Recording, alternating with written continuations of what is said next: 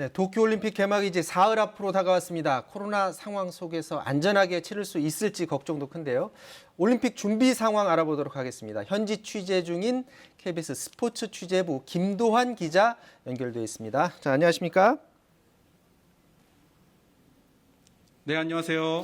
자, 지금 김도환 기자 도쿄 현지에 도착을 해서 절차가 꽤 복잡하다고 들었는데 코로나 때문에 복잡한 건가요?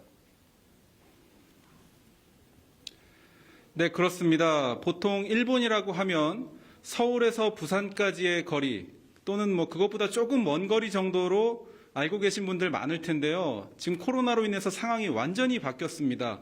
180도 상황이 바뀌어서 만 하루가 꼬박 걸리게 되는데요. 우리 대표팀 선수단도 인천공항에서 출발해서 나리타 공항에 도착한 뒤에 2시간에서 3시간 정도 격리를 하게 됩니다. 이 사이 타액으로 코로나 검사를 받게 되고요. 건강 상태를 기록하는 애플리케이션 오차를 구동해서 건강 상태를 체크받게 됩니다.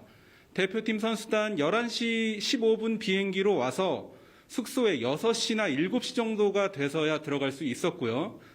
대표팀 같은 경우는 약식 절차이기 때문에 그렇고 저희 취재진은 밤 9시 정도가 돼서 숙소에 도착할 수 있기 때문에 만 하루가 걸리는 셈입니다. 자, 그럼 취재 활동 외의 것들은 어떻습니까? 좀 자유롭게 다른 일들은 할 수 있는 상황인가요? 그렇지 않습니다. 저희가 다닐 수 있는 곳이 이곳 IBC 국제방송센터와 함께 경기장만 왔다 갔다 할 수 있는데요. 그리고 코로나 검사도 조금 다른 방식으로 받습니다. 지금 보이시는 이 용기가 네. 스스로 코로나를 자가 검사할 수 있는 작은 용기인데요. 일본에서는 침을 통해서 그러니까 타액으로 코로나 검사를 매일매일 해서 스스로 이 안에 침을 넣어서 음성을 받아야 취재 활동을 할 수 있거든요. 한국에서는 면봉을 코에 넣어서 검사를 하지만 일본은 조금 다른 방식으로 검사를 하고요. 중요한 것은 숙소에서 15분간만 편의점을 갈 수 있게 돼 있는데요. 이 15분 정도의 시간 동안 하루 1회 정도 도시락 정도만 사서 외출할 수 있는 그런 시스템으로 지금 방역 규칙을 지키고 있습니다. 자, 그런 일련의 제재를 가하는 이유가 코로나 확진자 늘어나지 않도록 하기 위해서로 보여지는데, 근데 문제는 선수단 중에서도 확진자가 지금 올림픽 열리기도 전에 지금 매일같이 나오고 있나 보죠? 그렇습니다. 어제까지 3명이 나왔고요. 조금 전에 체코 선수 1명이 확진이 되면서 모두 4명의 확진자가 나온 상황입니다.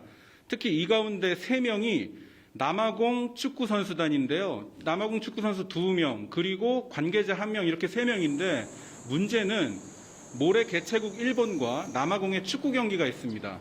이 경기가 열리기 전 6시간 전에 남아공 선수들이 모두 음성을 받아야 이 경기가 열리게 되는데요.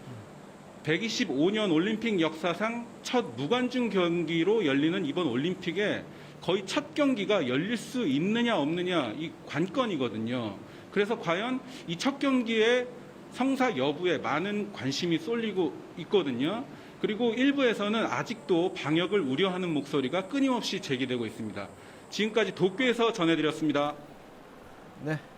지금까지 도쿄 현지에 가 있는 김도환 기자였습니다. 이어서 코로나와 연관된 대회 운영은 어찌하는지 또 우리 선수단은 어느 종목에서 메달이 기대되는지 자세히 짚어보도록 하겠습니다. 최동호 스포츠 평론가 나오셨습니다. 안녕하십니까? 예, 안녕하세요. 지금 방금 전에 올림픽 열리기도 전에 선수단에서 확진자가 나온다라고 했는데 지금 궁금한 게 실제로 올림픽이 시작이 됐습니다. 근데 선수 중에 확진자가 나오게 되면 이 선수는 어떻게 되는 겁니까? 경기에 출전할 수 없겠죠. 격리 조치가 되고요. 확진 판정 받으면 그래서 이 선수촌에서 이 선수 밀접 접촉으로 인한 선수가 감염이 됐다. 이게 이제 심각한 얘기거든요. 네. 앞서도 잠깐 나왔습니다만은 축구 첫 번째 경기 남아공과 일본의 경기거든요. 네. 이 남아공 선수촌에서 확진이 됐습니다. 6시간 이전에 음성 판정이 안 나오면 경기 못 하게 됩니다. 전체가 다 못하는 거예요? 예. 그럼 부전승으로 올라게 되죠. 전체 선수가 아니라, 그러니까 이제 단체 경기 같은 경우에는 이 종목마다 기준이 다르거든요. 네. 축구 같은 경우에는 그 당일 출전 멤버 13명이 확보가 돼야 되죠. 13명, 총 축구에서 총 엔트리는 몇 원래는 명이에요? 18명인데 네. FIFA가 축구 같은 경우에는 확진자로 인해서 선수가 출전 못하는 경우가 있기 때문에 추가로 4명을 더 확보해서 올해 이번에 그 도쿄올림픽만 축구는 엔트리가 22명입니다. 22명에서 확진자가 그러면 상한이 몇 명까지 나오면은 경기를 뛸 수 없는 겁니까? 이게 종목별로 이제 차이가 있죠. 몇 명이 뛰느냐가 다르니까. 네. 축구는 11명이 뛰죠. 교체 멤버 이 2명까지 해서 13 명. 13명을 확보해야지 되고요. 13명을 확보하지 못하면 경기 불능이죠.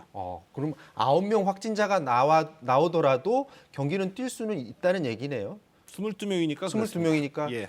최대한 경기를 하도록 하기 위해서 그냥 언뜻 보면은 한 2-3명 나오면 못 뛰는 것 아닌가 이런 생각이 드는데 그렇게 안 한다는 겁니다. 그런데 예상 최악의 경우이긴 하지만 네. 이 축구 조별리그 첫 번째 경기 일본과 남아공에서 지금 확진자가 나왔잖아요. 그래서 네. 말씀하신 대로 13명을 확보를 해서 경기를 뛰었어요. 네. 경기를 뛰는데 경기 뛰고 난 다음에 일본 팀에서 혹시라도 확진자가 네. 또다시 그 N차 감염으로 나온다고 한다면 그 이후에 계속 경기를 진행할 수 있겠느냐, 다른 종목도 이런 우려는 좀 있죠. 자, 이 코로나를 제대로 관리하는 게 가장 중요한 문제 같고 또 선수들 입장에서는 좋은 성적을 내야 되는 게 관건입니다. 지금 우리 선수단 목표가 금메달 7개 이상, 종합순위 10위 진입 목표라고 하는데 좀 목표가 좀 낮게 잡은 건가요? 10위면?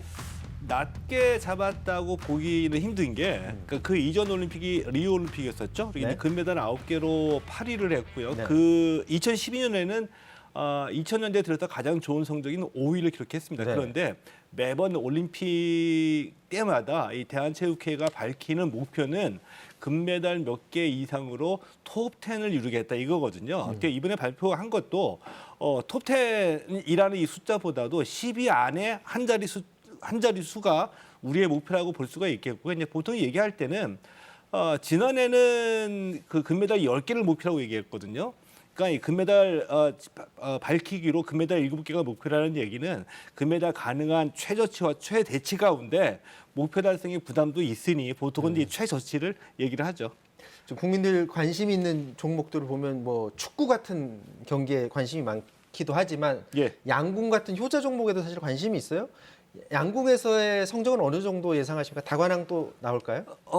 양궁이 이번에는 우리가 좀 유리하게 됐습니다. 이전 대회까지는 양궁이 이 남녀 단체전, 개인전 금메달 4개였었거든요. 네. 근데 이번 대회는 혼성 단체전이 하나가 추가가 돼서 최대 금메달 5개까지 바라볼 수 있게 됐습니다. 지난 2016년 리우올림픽에서 우리가 양궁 전 종목 석권했거든요. 네. 이번에도 이제 전 종목 석권에 도전을 하는데 당일 경기 당일에 어떤 이 바람이라든지 이런 경기장 현재의 컨디션이 변수가 될 것 같죠.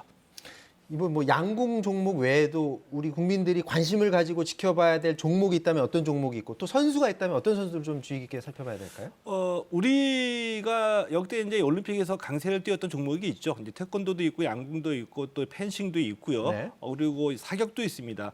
가장 이제 먼저 말씀드리고 싶은 게 펜싱입니다. 펜싱이 우리가 세계 정상입니다. 꾸준히 2012년 런던 올림픽 이후에 정상의 실력을 갖추고 있거든요. 네. 특히나 이제 남자는 사브르가 강하고 여자는 에페가 강한데 남자 사브르 같은 경우에는 개인전, 단체전 이 두 개에서 2관왕을 목표로 하고 있습니다. 왜냐하면 오상욱 선수가 남자 사브르는 개인전에서 1위고요. 단체전도 우리나라가 1위거든요. 2관왕이 기대가 되고요. 특별히 선수 개인으로 보게 되면은 역시 우리가 이 진종호 선수에게 기대를 걸고 있죠. 진종호 선수가 사격 역사상 최초로 50m 공기권총에서 3회 연속 금메달을 따는 선수거든요. 그런데 이번에 도쿄올림픽에서는 50m 공기권총 종목이 폐지가 됐습니다. 그래서 2012년 런던 올림픽에서 금메달을 걸었던 10m 공기권총 또 10m 공기권총 혼성 단체전에 출전하는데 그래도 진종호 선수 메달이 기대가 되고요. 여태까지 진종호 선수가 올림픽에서 따낸 메달이 금메달 4개, 은메달 2개로 6개거든요. 네. 6개는 이 김순영, 양궁 김순영과 함께 우리나라 선수로는 올림픽 최다 메달 타이 기록입니다. 이번에 색깔이 어떻든 메달을 또다시 따내게 된다고 한다면 모두 7개로 우리나라 선수로는 올림픽 최다 메달 딴 선수로 오랫동안 기록이 되겠죠. 지금 시청자분들 중엔 구기 종목에 관심 많으신 분들도 꽤 되거든요. 저희들이 좀 주의 깊게 지켜보고 응원해야 될 구기 종목이 있다면 또 어떤 게 있을 수 있을까요? 구기 종목은 역시 대표적으로 이제 축구와 야구가 가장 많은 관심을 받고 네. 있죠. 뭐 이 여자 핸드볼도 있고요. 그리고 여자 배구도 있는데 역시 이 야구와 축구가 중요한 게 워낙 이제 국민적인 관심사가 높기 때문에 야구 축구가 결승전에 가느냐 못 가느냐, 메달이 가능한 이 경기를 계속 하느냐 못 하느냐, 이것이 이제 이 체육계 전체를 보더라도 올림픽에 대한 관심을 불지를 수 있느냐 못 하느냐, 이 키를 쥐고 있다라고 보거든요. 네. 자, 야구는 뭐 잘 아시는 것처럼 대표팀을 구성하고 난 뒤에 프로야구가 중단되는 사태를 겪으면서 전력이 좀 약화될 수 있는 요인이 있었습니다. 선수를 교체를 했고요. 네. 하지만 충분히 일본과 결승에서 만나서 금메달을 다퉈볼 전력이라고 보고요. 김학봉 감독이 이끄는 축구도 뭐 조별리그 통과하면 곧바로 8강이거든요. 네. 메달에 도전해 볼 만하다고 충분히 평가를 받고 있습니다. 자, 도쿄올림픽 23일 금요일에 개막하죠. KBS는 1, 2TV 2개 채널을 통해서 경기를 중계할 예정인데요. KBS와 함께 올림픽 선수단을 응원해 주시기를 바랍니다. 도쿄올림픽 소식 지금까지 최동호 스포츠평론가였습니다. 고맙습니다. 예, 고맙습니다.